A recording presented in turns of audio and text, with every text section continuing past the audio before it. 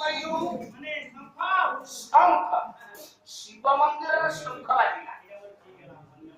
ମା ମାନେ ଶୁଣ, ଆମେ ହାତ ଯୋଡ଼ି ଅନୁରୋଧ କଲୁ ଆପଣଙ୍କୁ କହିଲୁ ଆମେ ସବୁ କଲାରେ କହୁ ଟିକେ ହରି ବୋଲ ଦିଅ, ଟିକେ ହୁଳହୁଳି ଦିଅ, ଆମର ନବାରେ ନାହିଁ।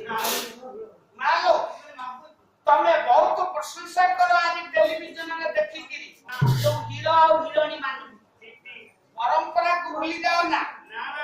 ହୁଳହୁଳି ପାର୍ବତୀ କଥା ସୃଷ୍ଟି, ହୁଳହୁଳି ହଉଛି ହେଇକି ନିଜ କଥାକୁ ଗଲେ ବହୁତ କଥା ଏବେ ମୟୂରଭଞ୍ଜ ଅଞ୍ଚଳରେ ଅଛି। ଆପଣ ଭଲ କାମ କଲେ ନାରୀମାନେ ବସି ଶଙ୍ଖ ବାଦନ କରିବେ। ନା ନା ଶଙ୍ଖ କାଇଁ ଦୁନିଆରେ ଯେତେ ବାଦ୍ୟ ତୁମେ ବଜା ଅନୁକୂଲନ୍ତେ ପୃଥିବୀ ବେଦ କହନ୍ତି ପ୍ରମାଣ କର। ସନ୍ମଦେବୀ ରବିଷ୍ଠଳ ଆପବନ୍ତୁ ପ୍ରୀତୈ ସନ୍ଦୋପି ସବନ୍ତୁ ନା।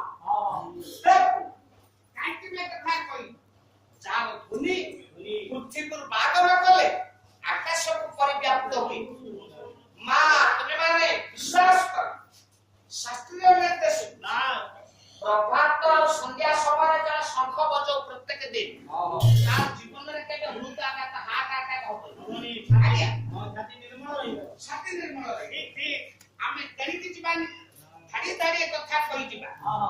ଶିବ ମନ୍ଦିରରେ ଶଙ୍ଖ ବାଜୁଛି, ପ୍ରଭାତ ରାତି ପାହି ପ୍ରଭାତ। ଆଉ ଗୋଟିଏ ପଦ କହିବି ସେଇ ମଥୁରା ମଙ୍ଗଳରୁ କହିଲେ ପାୟସ ଡାକିଲା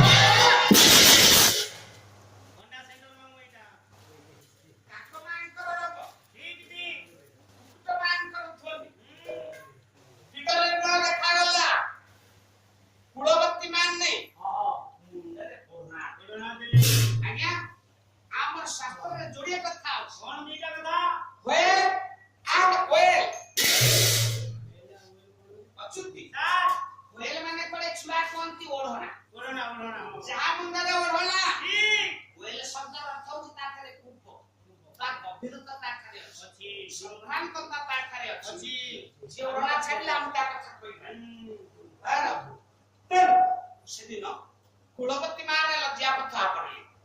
ପ୍ରଭାତଟି ହେଇଛି ସେଦିନ ଆପଣ ମାନଙ୍କର ଲଙ୍କା କଥାଟି ମୁଁ ଏଇଠୁ ଆରମ୍ଭ କରୁଛି। ଆସନ୍ତୁ ଘଟଣାଟି କୋଉଠୁ ଆରମ୍ଭ?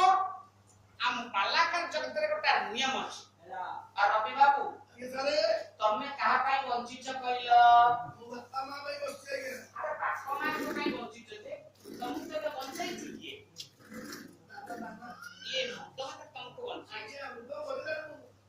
ଆ ପାଇଁ ତମ ଜୀବନ ବାବାଜୀ ତମେ କୋଉଥି ପାଇଁ ବଞ୍ଚିଛ? ତମ ଛାଞ୍ଚ ପାଇଁ।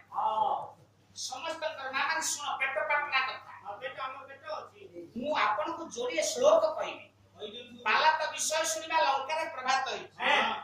ସବୁ କଥା ଭିତରେ ଆମ ଦୈନନ୍ଦିନ ଜୀବନକୁ ସୁଧାରିବା ପାଇଁ ଆମେ ଚାରିଟି ପବିତ୍ର କଥା ଶୁଣିବା। ଜୀବନ ଜୀବିକା କଥା। ମୁଁ ଗୋଟେ ଉଦାହରଣ ଦେବି, ଯୋଡ଼ିଏ ଶ୍ଲୋକ କହିବି। ପଢିବା ପୂର୍ବରୁ ତା ବିଷୟରେ ଆପଣଙ୍କୁ ଚାରିଟି କଥା କହୁଛି। ଆପଣ ସମସ୍ତେ ଜାଣିଛନ୍ତି ଯୋଉଦିନ କୌରବ ଆଉ ପାଣ୍ଡବ ମାନଙ୍କ ମଧ୍ୟରେ ଯୁଦ୍ଧ ଘୋଷଣା ହେଇଗଲା, ଟିଭିରେ ଆମେ ଦେଖିଛୁ। ଦୁଇଦଳର ସୈନ୍ୟମାନେ ପ୍ରସ୍ତୁତ ହେଲେ। ସେପଟରେ କୃଷ୍ଣ, ଏ ପକ୍ଷରେ ଆପଣ ମାନଙ୍କ ଶୈଳ ଭୀଷ୍ମ ଦ୍ରୋଣ ସମସ୍ତେ। ବିଦୁର ବାହାରେ ବିଦୁର ମୁଁ ଧୃତରାଷ୍ଟ୍ରଙ୍କୁ ଦେଖା କରେ। ବିଦୁର ପହଞ୍ଚିଗଲେ ଧୃତରାଷ୍ଟ୍ର ନିକଟରେ ପହଞ୍ଚି ଯୁଦ୍ଧର ଉପକାରିତା, ଯୁଦ୍ଧର ଅପକାରିତା ବିଷୟରେ ଅନେକ ଶିକ୍ଷା ସେଦିନ ଦେଇଛନ୍ତି ବିଦୁର। ତାହା ମହାଭାରତର ଆପଣମାନଙ୍କର ଭୀଷ୍ମ ପର୍ବ। ଅନେକ ଉପପର୍ବ ଅଛି, ତା ମଧ୍ୟରେ ଗୋଟିଏ ପର୍ବ ହଉଛି ପ୍ରଜାଗର ପର୍ବ।